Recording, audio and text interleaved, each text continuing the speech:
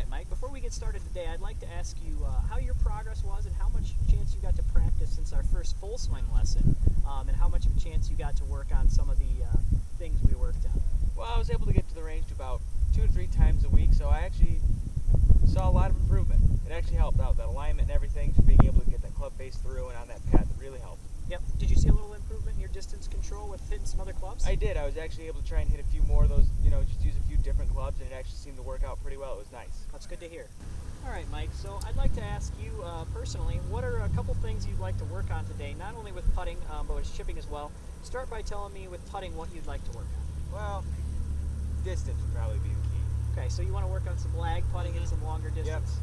What do you tend to leave it short, long? Is it alignment? What would you say your biggest problem is? Well, around 10 feet I'm all right, but anything farther than that, sometimes Speed control? Speed control, yeah. Okay, so we'll work on a few drills that'll hopefully help your speed control. We'll also, while we're at it, we'll take a look at alignment and see how you're reading the greens as well, just to make sure everything's working well. So all right. I'll show you a couple drills and we'll get started. I'm going to try and apply some of those concepts we used on the short game with alignment and then also speed control, the tempo of that putter. So I really want you to focus on the tempo of that putter.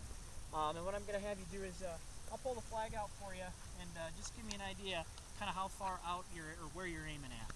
Well, I'm actually going to be aiming probably about 3 to 4 inches left of the cup. Okay, so your left, so we're probably right Yep, about right over around here. there. Okay, so let's see what kind of result we get. See if we read it right or we hit it right. So go ahead and roll that putt.